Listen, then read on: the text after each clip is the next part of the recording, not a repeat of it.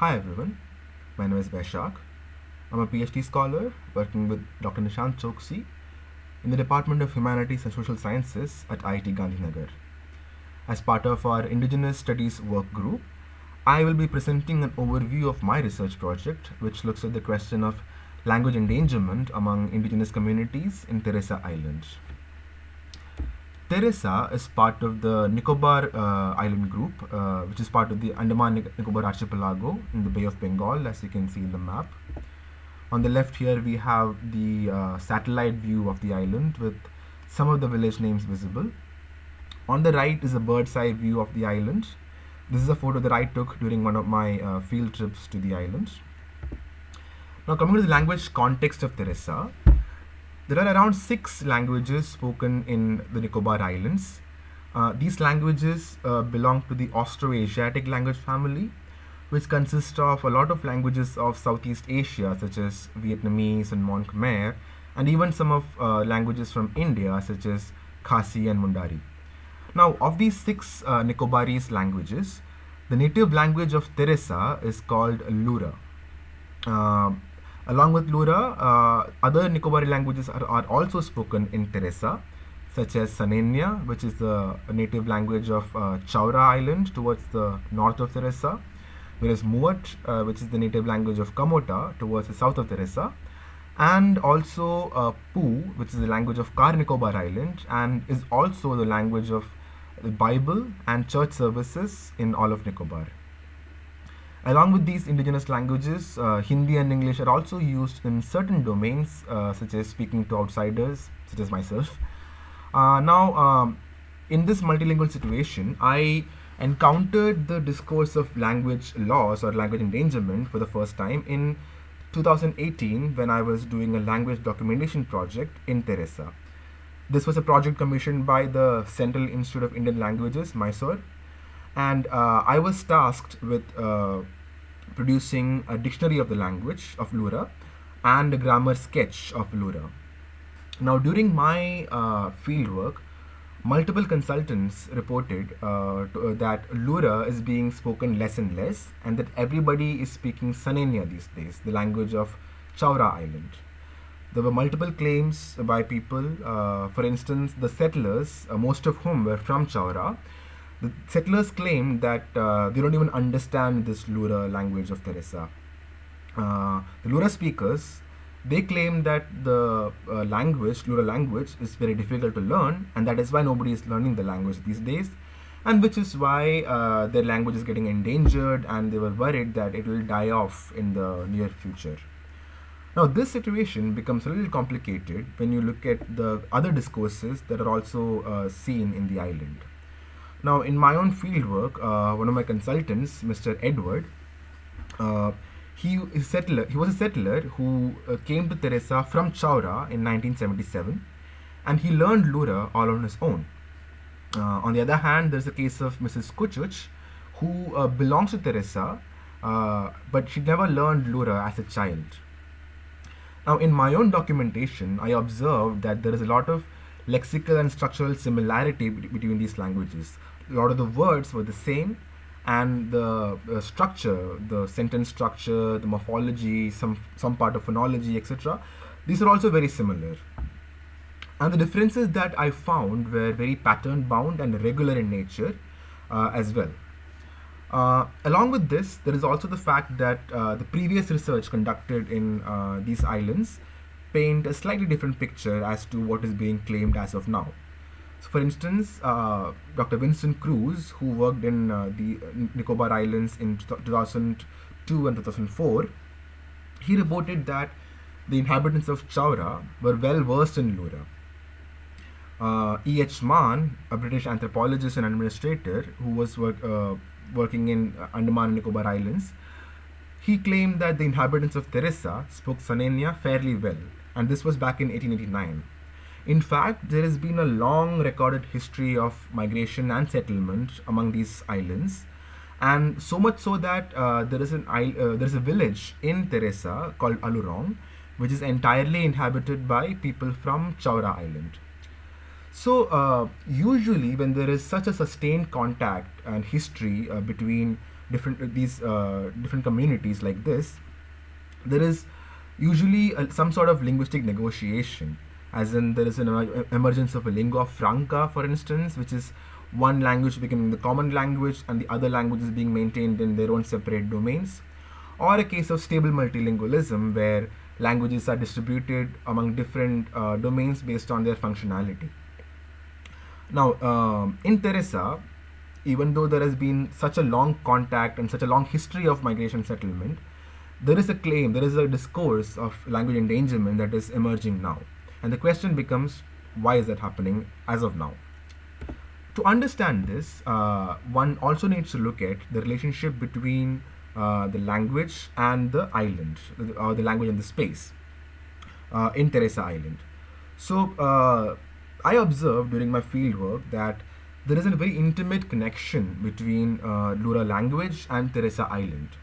So, to begin with, the name Lura itself is an exonym, by which I mean that it's a name given to the language not by its own speakers but by others, specifically other Nicobarese communities of other islands, and that the Lura speakers themselves prefer to call their language Teresa language, again tying the language with the island itself. The name of the island and the name of the language is the same.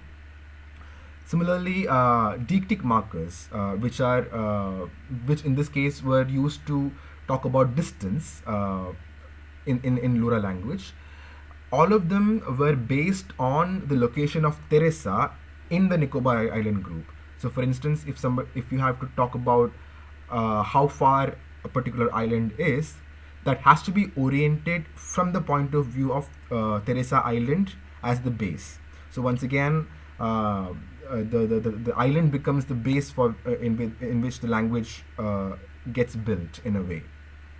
Similarly, there are areas in the forest of Teresa Island as well as ocean near Teresa Island where one should only speak Lura, and you're not even allowed to speak another Nicobarese language, be it Sanenia or Pu. It is said that if you speak any other language, in the forest a snake will come and bite you, or that in the sea a shark will come and attack your boat.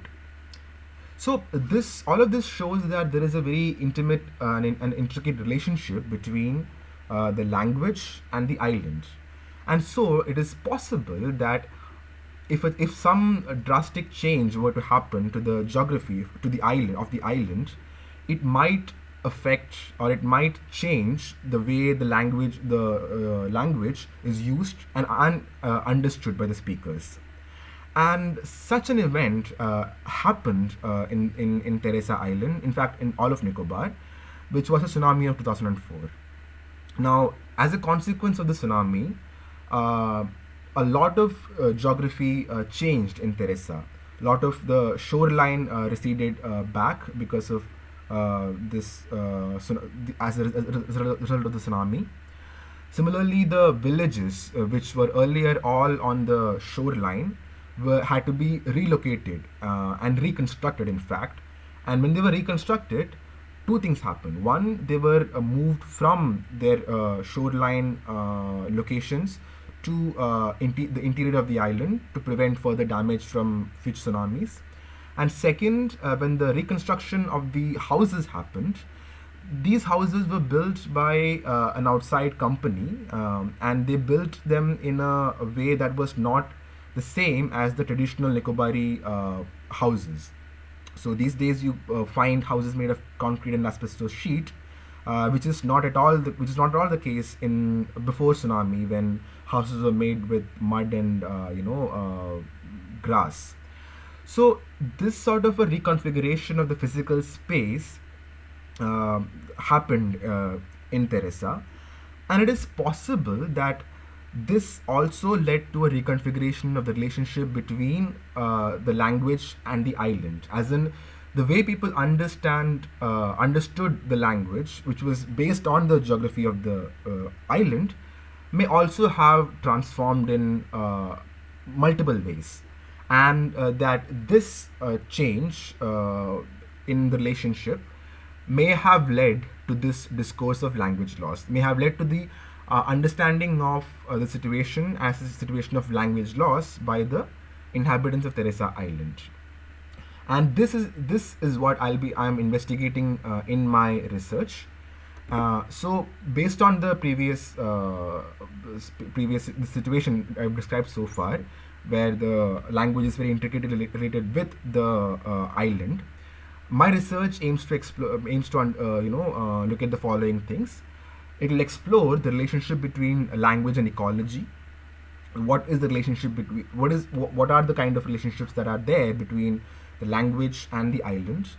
I'll be looking at this through the framework of semiotics and iconic relations.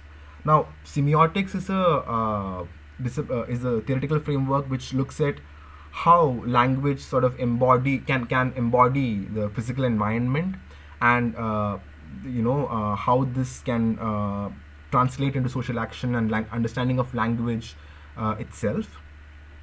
I'll also investigate how speakers understand language labels and differences, as in these labels of Lura and Sanenia. As I mentioned earlier, these languages are very similar, so I would try to investigate how do they themselves differentiate between such similar languages, and this I'll be looking at through the framework of language ideologies. Now, language ideologies basically talk about your perception about your language as well as other languages, and how these perceptions interact with and sort of determine language use in society. Now, these two things I'll be looking at in the larger framework of understanding the connection between language and ecological change. And this I'll be looking at through the theoretical lens of Anthropocene anthropology, which is a newly emergent, I would say, area in anthropology, which looks at a language, which looks at the local understandings of climate change and ecological change. So, in summation, my research basically looks at the question of language endangerment through an ecological lens, by trying to understand how language and ecology are related, and how ecological change may lead to language change. So that's basically my research project. These are some of the references, and thank you all for your time and patience. Thank you.